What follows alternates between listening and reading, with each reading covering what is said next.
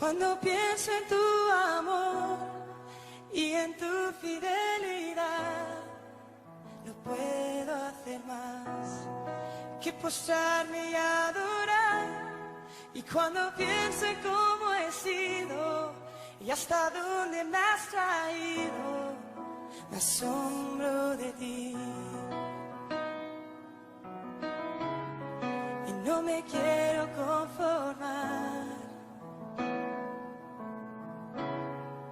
He probado y quiero más. Yo quiero enamorarme más de ti. Enséñame a amarte y a vivir conforme a tu justicia y tu verdad. Con mi vida quiero adorar, con todo lo que tengo y lo que soy. Todo lo que he sido te lo doy. Que mi vida sea para ti como un perfume a tus pies.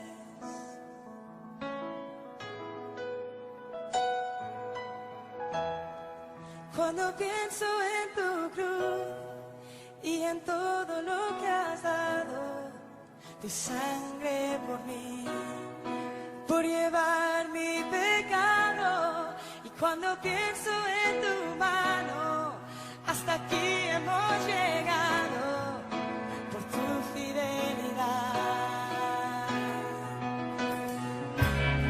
Y no me quiero conformar. He probado y quiero más. No me quiero conformar. Y no me quiero conformar. He probado y quiero más. Yo quiero enamorarme más de ti. Enséñame a amarte y a vivir conforme a tu justicia y tu verdad. Con mi vida quiero adorar, con todo lo que tengo y lo que soy. Todo lo que he sido te lo doy. Que mi vida sea para ti como un perfume a tus pies. Yo quiero enamorarme más de ti. Enséñame a amarte y a vivir conforme a tu justicia y tu verdad. Con mi vida quiero adorar, con todo lo que tengo y lo que soy. Todo lo que he sido te lo doy. Que mi vida sea para ti como un perfume a tus pies.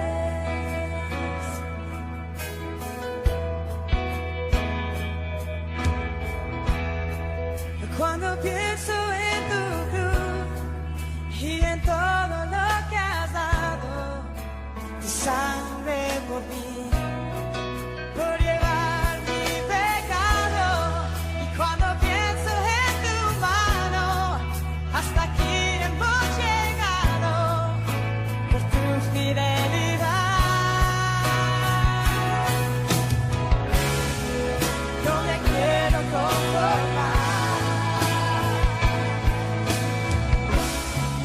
He probado y quiero más. Yo quiero enamorarme más de ti. Enséñame a amarte y a vivir conforme a tu justicia y tu verdad. Con mi vida quiero adorar, con todo lo que tengo y lo que soy. Todo lo que he sido te lo doy. Que mi vida sea para ti como un perfume a tus pies. Yo quiero enamorarme más de ti.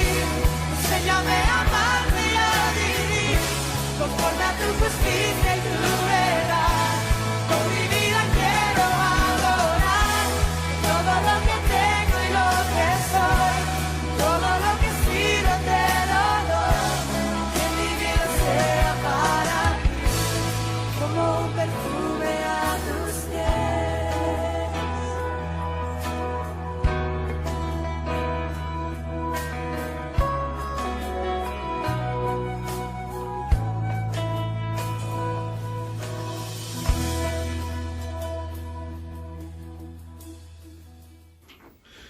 Dios les bendiga, amados hermanos, en este mensaje de media semana. Es mi deseo y oración que la gracia y la presencia del Señor sea con cada uno de ustedes y que Él les traiga paz y gozo y bendiciones.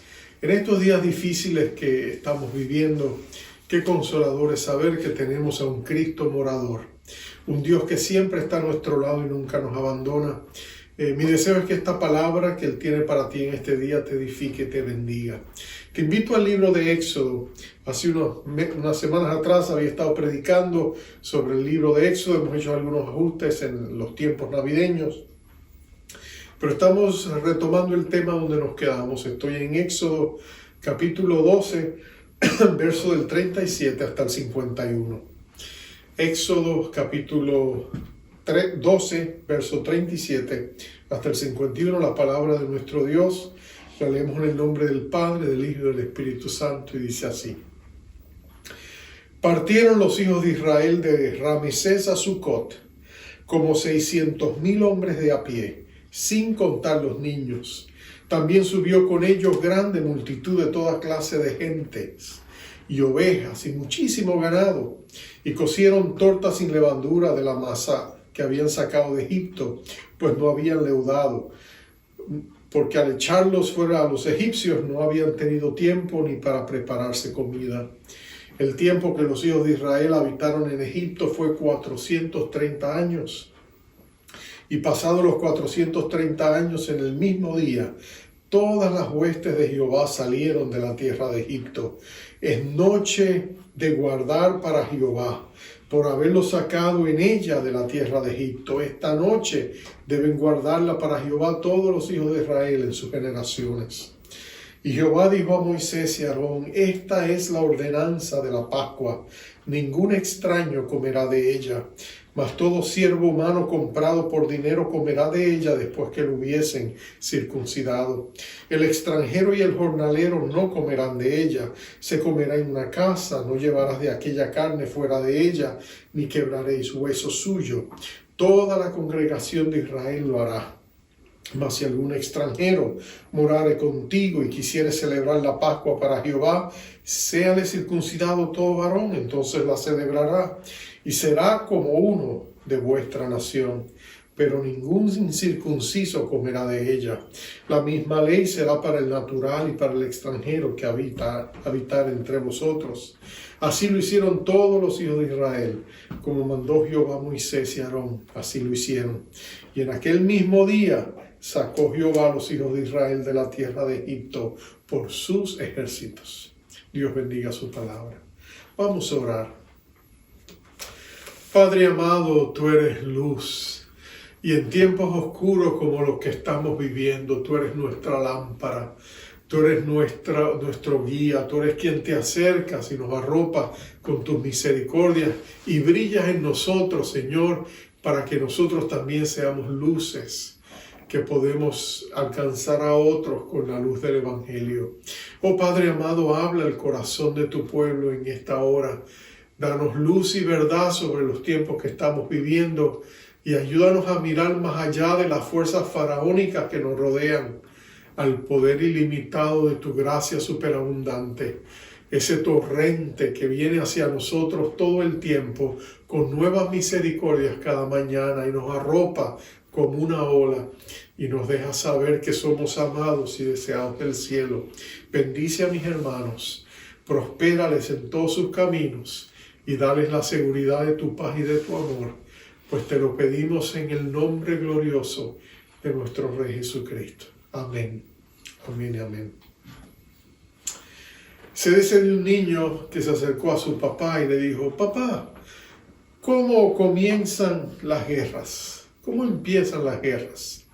Y el padre le dijo: bueno, mi hijo, lo mejor que puedo decirte, darte una ilustración. Mira, empiezan a veces como empezó la Primera Guerra Mundial, cuando Alemania invadió a Bélgica, le dijo. Pero la mamá, que estaba sentada allí y tenía raíces alemanas, se puso un poco seria y le dijo: así no fue la cosa. La guerra empezó porque asesinaron a un hombre.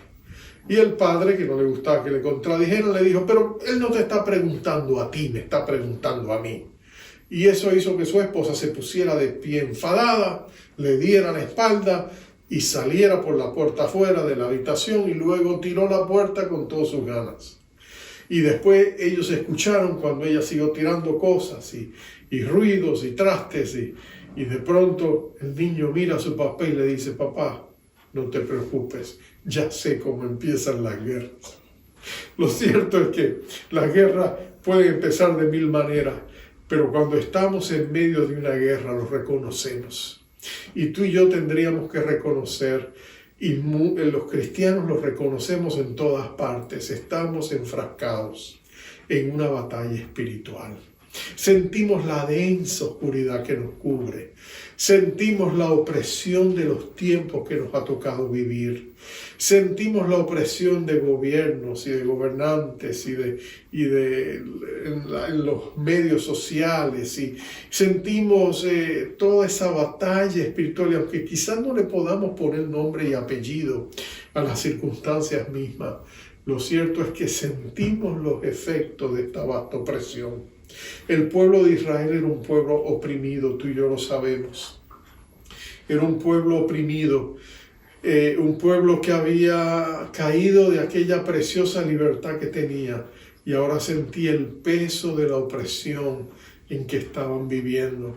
Y como va el pueblo de Dios, muchas veces así va las naciones que les rodean. Como va la iglesia del Señor, así a veces va el mundo. Cuando la iglesia pierde su norte, pierde la brújula que le señala el norte, cuando la búsqueda de la presencia manifiesta del Señor no es el eje que mueve toda la actividad religiosa. Muchas veces nosotros nos perdemos en nuestras tradiciones y rituales, nos perdemos en nuestra religiosidad que llega a ser vana. Y no nos damos cuenta de que necesitamos una conexión vital con Jesucristo, porque al fin y al cabo es la iglesia del Señor la que es la luz de la tierra y la sal de la tierra y la luz del mundo, ¿no es cierto? Como nuestro Señor Jesucristo nos dio. Recuerdo Alberto Einstein. Él era un judío alemán que vivía en Alemania, y cuando empezó la guerra en Alemania, uno de los más famosos científicos que había, él tuvo que salir de allí. Y él escribió estas palabras. Él dijo: siendo un amante de la libertad, cuando la revolución llegó a Alemania, esperaba que las universidades la defendieran, pero ellas fueron acalladas. Entonces miré a los grandes editores y periodistas para que proclamaran su amor por libertad, pero ellos también fueron silenciados en unas pocas semanas. Solo la iglesia se puso de pie, al paso de la campaña de Hitler por suprimir la verdad. Hasta ese tiempo yo había despreciado la iglesia, pero ahora la alababa sin reservas. Porque la respuesta original de la iglesia fue levantarse. Cuando ellos se dieron cuenta el giro y la agenda que llevaba Hitler, y cómo estaban manipulando la verdad, y cómo estaba él avanzando su agenda y ofuscando a todo el mundo y engañando a todo el mundo, muchos en la iglesia se levantaron, hombres como Dietrich Bonhoeffer, como Martin Niemöller, como algunos de los grandes pastores y teólogos cristianos, se levantaron y presentaron un frente, pero tristemente no toda la iglesia hizo lo mismo. Muchos de los miembros más importantes de la iglesia decidieron ponerse al servicio de la causa de Hitler y recibieron grandes subsidios y beneficios, y luego cuando se dieron cuenta que las cosas se habían ido muy lejos, no podían hacer nada. Pero lo cierto es que en medio de esta batalla espiritual en que estamos, la iglesia tiene que ocupar su lugar. ¿Y cuál es ese lugar? Es el lugar que Dios ha puesto para ella. Mira lo que había pasado con el pueblo de Israel. Dios llevó a Israel a Egipto para bendecirlo. Déjame decírtelo una vez más. Dios llevó a Israel a Egipto para bendecirlo. Si tú recuerdas la hambruna que había en Canaán, Dios primero levantó a José, lo llevó hasta allí, él abrió el camino, Dios lo levantó y lo exaltó hasta ser primer ministro, el segundo después del faraón, del rey de Egipto, y luego él trajo a su familia y los posicionaron en la tierra más espléndida que había en todo Egipto, en Gosén, porque ellos eran personas que tenían ganado, eran ganaderos, tenían rebaños, y los egipcios no querían tocar ni envolverse en esas cosas. Entonces Dios le dio lo mejor de la tierra. Y allí en Egipto, por 430 años ellos fueron plantados. Y por la gran parte de ese tiempo ellos crecieron y se multiplicaron. Fueron bendecidos, fueron prosperados. Pero finalmente tú sabes que se levantó un faraón que no conoció a José, y el legado histórico y el baluarte histórico que él había sido para la nación de Egipto, y quizás es que lo sabía pero no le quiso dar importancia, y de pronto esclavizaron al pueblo de Israel. ¿Sabes? Esa ha sido toda la historia que hemos estado viendo. Un pueblo que había sido bendecido pero que ahora se encontraba esclavizado. Y tú y yo nos preguntamos, ¿qué fue lo que pasó? ¿Cómo es que Israel cayó de la prosperidad y quedó tendida cuando Dios los había llevado allí para bendecirlos? Y la respuesta está en el libro de Ezequiel, cuando Dios mismo hace un recuento de lo que había pasado en Egipto, y nuestro Padre Celestial testifica de lo que había pasado allí. En el capítulo 20 de Ezequiel, Dios dice exactamente lo que había sucedido. Y lo que había sucedido es que el pueblo de Israel, en las últimas generaciones, había querido en cierta medida, ellos habían querido congraciarse o adaptarse a la cultura egipcia. Quizás tenían una mentalidad de colonos. Ellos querían de pronto sentirse parte de esa nación, y el resultado había sido terrible.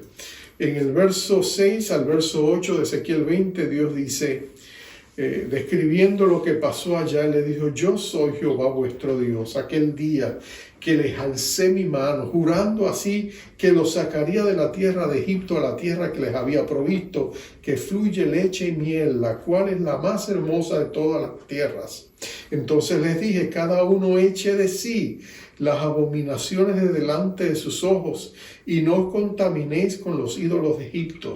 Yo soy Jehová vuestro Dios. Esto es lo que Dios les promete a ellos cuando les lleve a Egipto. Mas ellos se rebelaron contra mí y no quisieron obedecerme. No echó de sí cada uno las abominaciones de delante de sus ojos, ni dejaron los ídolos de Egipto, y dije que derramaría mi ira sobre ellos para cumplir mi enojo con ellos en medio de la tierra de Egipto. Entonces, nota que el pueblo se contamina y Dios retira en cierta medida su protección, el cerco de protección que había alrededor de la nación se debilita, cae, y entonces que ellos son esclavizados. Pero mira esto, Dios siempre, y este es mi primer punto, Dios siempre obra tras bastidores en tiempos de oscuridad. Aún en los tiempos más oscuros, Dios siempre obra tras bastidores. Dios siempre está moviéndose. Dios nunca abandona a su pueblo. Aún en los tiempos más oscuros, Dios nunca abandona a su pueblo. Porque tú eres mi lámpara, oh Señor, el Señor alumbra mis tinieblas, había dicho el rey David. Y lo cierto es que en los tiempos oscuros de David, Dios había sido la lámpara que le había mostrado el camino que él debía seguir. Entonces, aun cuando él caía, Dios lo levantaba, porque el Señor le había dado grandes promesas a él. Y por eso Dios ahora había enviado a Moisés, y había usado a Moisés, y Dios había hecho milagro tras milagro tras milagro. Había enviado estas plagas para posicionar al pueblo de Israel al borde de la victoria y de la liberación. Y ahí es donde los encontramos. Cuando Israel se había dado por vencido, cuando las cargas opresoras de Egipto eran demasiado pesados para ellos, cuando ellos dijeron: ya no hay esperanza, ya nosotros no podemos continuar, ahí fue que Dios se presentó Y cuando nadie pensaba que de dónde vendría la liberación de ellos, ellos no tenían el poder para sublevarse contra el ejército egipcio, el imperio egipcio, era imposible. Pero nota que Dios envía a un hombre, lo empodera, lo llena de su presencia, lo dirige, lo guía, y Moisés hace exactamente lo que Dios le dice que haga, y estas plagas se desatan sobre la tierra de Egipto y traen calamidad a la nación, resquebrajan su fundamento económico, la economía de Egipto se viene abajo, hasta que este gran emperador, este faraón, tiene que reconocer que él no puede, ni sus dioses egipcios, los dioses que los israelitas habían empezado a adorar, ellos no pueden detener y hacer frente al gran Dios de Israel. Y con sus tiernas misericordias Dios recoge a su pueblo y Dios los lleva a este punto culminante donde ellos se encuentran. Es la última noche que ellos pasarán en Egipto. Ellos están sentados en las mesas, van a celebrar la Pascua y están allí. ¿Te imaginas la emoción que ellos sentían sabiendo que al salir el sol ellos saldrían de Egipto? Ellos escuchaban los alaridos que quizás escuchaban en toda la tierra de Egipto a medida los primogénitos de cada casa morían. Y el lamento, el lloro, la tristeza que arropaba a la nación, tenía que haber sido, a la distancia se podía escuchar las lamentaciones y los gritos y los alaridos de un pueblo que estaba siendo enlutado a medida el ángel exterminador iba desatando el castigo que Dios le había advertido a Faraón y él no había querido escuchar.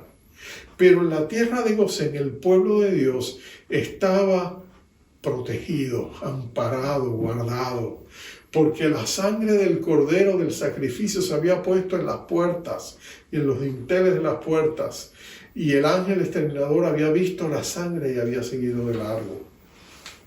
Así que ahora ellos estaban gozosos de saber que su liberación se acercaba, que a pesar de toda la opresión que ellos habían sentido, ahora ellos estaban al borde de salir de Egipto y había pasado en unos meses meramente.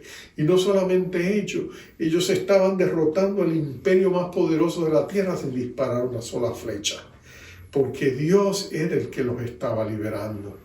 Así que ellos podían gozarse ahí mientras comían y se preparaban y esperaban en la madrugada que saliera la aurora. Ellos sabían que con esa hora empezaba y nacía un nuevo día, era un nuevo comienzo, era un reinicio para la vida de la nación, una segunda oportunidad para llegar a vivir a la altura de los propósitos que Dios tenía para ellos como nación. Y en medio de toda esa experiencia había un cordero. En medio de todo eso estaba la celebración de la Pascua. Y ese es mi segundo punto. El cordero que ellos habían llevado 4 días antes y los habían tenido con ellos y ahora los habían sacrificado y los tenían con ellos para celebrar la cena, reconociendo que la vida de aquel cordero había hecho posible su protección y que era un símbolo de la bendición de Dios y el favor divino sobre ellos. Ellos sabían que aquel cordero tenía un papel muy importante y lo tendría de ahí en adelante en la historia de la nación, porque cada vez que el pueblo de la nación de Israel vendría el sumo sacerdote y llevaría ese cordero y lo presentaría y lo ofrecería como un sacrificio una vez al año por los pecados de la nación. Ese cordero y la sangre de esa nación tendría un elemento redentivo y en cierta medida en esa noche con la sangre de esos corderos es como si Dios estuviera comprando la liberación de su pueblo, como si Dios estuviera dando un sacrificio, pagando algo para obtener esa bendita bendición. Y tú, por supuesto, y yo sabemos que hace 2000 años atrás, bueno, en 10 años más serán realmente 2000 años atrás, en el 2033. El Cordero de Dios que quita el pecado del mundo, el Señor Jesucristo, fue llevado y ofrecido en la cruz del Calvario como un sacrificio. Él derramó su sangre preciosa por nuestros pecados, para que tú y yo obtuviéramos perdón y salvación por medio de esa sangre. Él compró con su sangre a un pueblo, la iglesia, un pueblo santo escogido para el nombre de Dios. Recuerdo la historia de John Harvey, un escritor norteamericano, que contaba que cuando él contaba de un señor que había sido joven y recordaba las escenas de su juventud. Él recuerda que en una ocasión él había visitado a Pensilvania cuando era un hombre ya maduro, y al lugar donde se había criado, y al llegar allá se encontró con un muchacho vecino que le gustaba cazar pichones o aves, pajarillos, y él tenía un saco lleno de estos pajarillos, y él escuchaba, llevaba el saco en la mano, y Harvey dice que el Señor le preguntó al jovencito: oye, ¿por qué cazaste todas esas aves? ¿Qué piensas hacer? Le dice: no, a mí no me gusta nada, yo voy a jugar con ellos, le corto las alas y después se las tiro a mis gatos para que los hagan nada, ¿no? Los maten y se los coman. Y el hombre sintió una profunda compasión por esos pájaros y le dijo: oye, ¿y si yo te comprara ese saco, cuánto me cobrarías? Y dice: pero si esos son pájaros silvestres, eso no vale nada. Dice: no, pero si yo te los fuera a comprar, ¿cuánto tú me los darías? Si te doy $10 por ese saco, ¿tú me los darías? Y el niño le dijo: wow, $10, claro que sí, le doy hasta el saco. Y le dio el saco y le dio los $10. Y entonces dice que el chico se fue contento con sus $10. Entonces el señor mayor tomó aquel saco, lo abrió, sacó las aves y las dejó libres. Les había rescatado, había comprado sus vidas, por decirlo así, por humanidad, ¿no es cierto? Bueno, Dios hizo algo como eso en aquella cruz del Calvario, cuando nuestro amado Redentor fue crucificado, el justo que no tenía pecado, murió por nosotros los impíos y derramó su sangre para nuestra salvación. Bueno, Él nos compró para que nosotros tuviéramos esperanza, y eso precisamente es lo que vemos aquí. En el centro de aquella mesa había un cordero, y sería el eje de la vida y de la liberación del pueblo judío, y de eso se trataba. De eso se trataba. Nosotros hoy día edificamos nuestra vida alrededor de nuestro Cordero, de nuestro Señor Jesucristo. Él, sabemos que aunque murió en la cruz del Calvario, 3 días más tarde Él resucitó. Y Él es tan real hoy como el piso donde tú y yo tenemos puestos los pies. Y tú y yo sabemos que servimos a un Cristo real, un Dios que nos escucha, un Dios que nos contesta, un Dios que obra, un Dios que hace milagros, un Dios para quien nada es imposible. Y ese día, ese pueblo estaba ya callados en medio de esa noche de espera, sabiendo y su corazón latiendo de emoción de saber que al otro día serían finalmente libres. Porque el día siguiente sería un día de liberación. Sería el día por el cual ellos habían soñado y orado. Un día que llegó a parecer imposible, un sueño imposible, pero que no, Dios había intervenido. Él había obrado y ahora ellos sabían que ellos realmente iban a ser libres. Y ellos ese día sería un memorial para ellos, para sus futuras generaciones, celebrar esa libertad.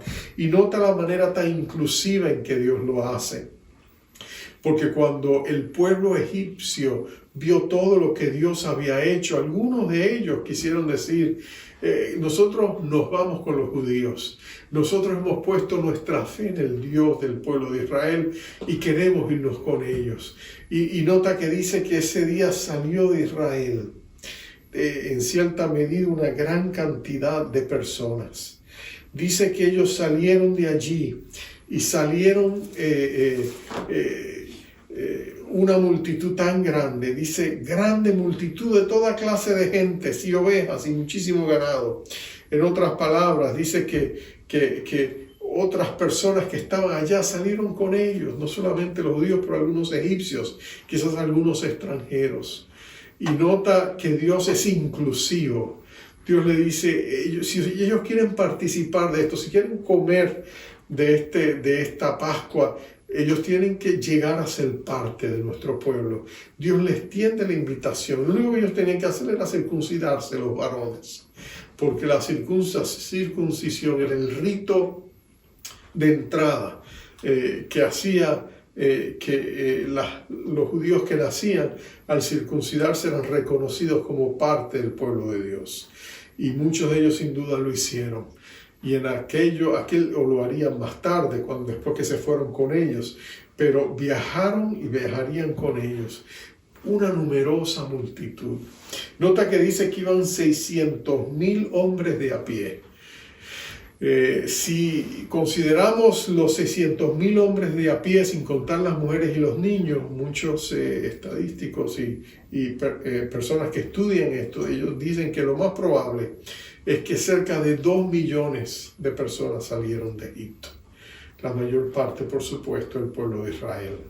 Y ellos salieron marchando, iban organizados por sus tribus y por sus ejércitos. Y salieron yo me imagino, con vítores de alegría, con canto, con música, con gozo. Yo me imagino que ellos saldrían en un contraste tremendo con el pueblo egipcio que todavía estaba enterrando sus muertos y sufriendo la pérdida de los primogénitos. ¡Qué contraste! ¡Qué estudio de contraste! Es como si los famosos cuadros de algunos de estos pintores como Rembrandt, el famoso claroscuro, el contraste de la luz, la tiniebla, la penumbra y la luz, en esos tonos únicos que Rembrandt pintaba de manera magistral. Y tú ves los contrastes tan marcados. Y ahí tú ves en Israel contrastes marcados. La tristeza que atribula a los egipcios, pero el gozo y la alegría del pueblo de Israel. Y justificadamente después de años, de décadas, de haber vivido en esclavitud, de haber sentido la opresión, los latigazos del látigo egipcio sobre sus esclavos. Y ahora eran libres, verdaderamente libres. Pero tú y yo sabemos que la salida de ese día no era el final del capítulo. Ellos empezaron una jornada con Dios y esa jornada no sería fácil, porque para un pueblo esclavizado, abatido, empezar con una nueva libertad no le sería fácil. Era un pueblo que por generaciones no tenían un esqueleto político, ni social, ni cívico. Y ahora ellos tendrían que crear las estructuras. Y Dios sería tan bueno que le daría una ley con 3 diferentes códigos. Un código moral, los 10 mandamientos, pero también un código cívico para ellos poder establecer leyes y parámetros de convivencia social. Y también les daría, por supuesto, todas las leyes ceremoniales para hacer de ellos un pueblo santo. Pero nota esto, qué día glorioso tiene que haber sido ese. Lo imposible se había hecho posible. Aquella batalla espiritual había sido ganada. Dios había prevalecido. Y hoy tú y yo vivimos en medio de un conflicto espiritual. Y nosotros miramos alrededor el mal que avanza y nosotros nos preguntamos qué va a suceder, cuál será el final de todo esto, pero ten por seguridad que la última palabra la tendrá Dios. Y el deseo de Dios siempre es prosperar y bendecir su pueblo, su iglesia. El favor de Dios, la luz de Dios está sobre nosotros. Y aunque tú veas un mundo en tinieblas, no te equivoques. Dios está también obrando tras bastidores y moviendo las piezas de su tablero, porque Dios nunca pierde, siempre prevalece. Dios es un vencedor. Y lo que tú piensas que vamos a ir de mal en peor no va a suceder, porque Dios sabe cuál es su propósito y Él va a prevalecer. A veces nosotros los cristianos miramos a Dios como un bombero, ¿no es cierto? Solamente en las crisis aparece Dios y viene a rescatarnos. Pero lo que tú y yo olvidamos es que Dios no es un bombero. Él es un Dios de planes y de propósitos. Su voluntad se hace. Él es soberano. Él quita y pone reyes. Él mueve las piezas de su tablero de ajedrez. Cuando se levantan los faraones poderosos con sus intereses y su riqueza y su poder, y piensan que ellos van a establecer el gobierno mundial que ellos quieren, y aquellos que siguen la ideología del globalismo. Pero tú sabes que Dios dice, no, ustedes no van a tener la última palabra la tiene Él. Y cuando ellos conspiran, dice el Salmo 2, y se levantan contra Dios y contra su ungido, ¿qué hace Dios? Dice que Dios se ríe de ellos. Y Dios dice, ustedes no van a prevalecer. Porque ¿quiénes somos nosotros cuando nos comparamos a Dios? Nosotros somos hebras de hierba que hoy estamos aquí y mañana no estamos. Somos flores silvestres pasajeras. El Dios eterno es Él. Y aquellos hombres y mujeres, aunque sean poderosos y ricos y quieran establecer sus agendas sobre Dios y controlar el mundo y hacer sus planes, al fin y al cabo se tropiezan con Dios y la voluntad de Dios para nuestras vidas. Por eso yo creo que las cosas van a cambiar. Y Dios va a avivar a su pueblo. Y Dios va a levantar a su iglesia con grandes misericordias. Y tú y yo vamos a ser parte de eso. Por la bondad inmerecida de un Dios que nos ha dado un pacto inquebrantable y promesas seguras y fieles. Tú y yo prevaleceremos y nos mantendremos firmes. Porque más grande es el que esté en nosotros que aquellos que están en contra nuestra. Bendito sea el nombre de Jehová. El pueblo de Israel estuvo esclavizado, pero en ese día, en un solo día, Dios los hizo libres. Porque para Dios no hay nada imposible. Bendito sea su nombre. Vamos a orar. Oh Padre amado, qué consolador es saber que tú eres el Dios de lo imposible. Que tú eres el Dios que llama las cosas que no son como si fueran, porque tú las llamas a la existencia. Tu palabra sigue siendo tan poderosa hoy como lo fue aquellos días cuando tú creaste al mundo por el poder de tu palabra. Y tú dijiste, sea hecho y fue hecho. Tú sigues siendo el soberano Señor. Y tu iglesia, la novia del Cordero, la que tú compraste a precio de sangre, es una iglesia vencedora, es una iglesia triunfadora, porque tú le has dado a ella el triunfo que tu Hijo obtuvo en la cruz del Calvario. Somos un pueblo victorioso porque tú estás con nosotros. Tú estás con nosotros, en nosotros y por nosotros. Y como poderoso gigante te levantas y defiendes a tu pueblo. Y nosotros declaramos tu victoria, declaramos tu bendición sobre tu iglesia, sobre la vida de nuestros hermanos. Y reconocemos que aunque el mundo vaya en su nota y por su camino, nuestra mirada está puesta en ti. Y nosotros seremos provistos y seremos cuidados por el poder que hay en el nombre de nuestro Rey de Gloria, nuestro Señor Jesucristo. Recibimos en esta oportunidad tu bendición. Danos la fe y la esperanza que se levanta en medio de las circunstancias que vivimos.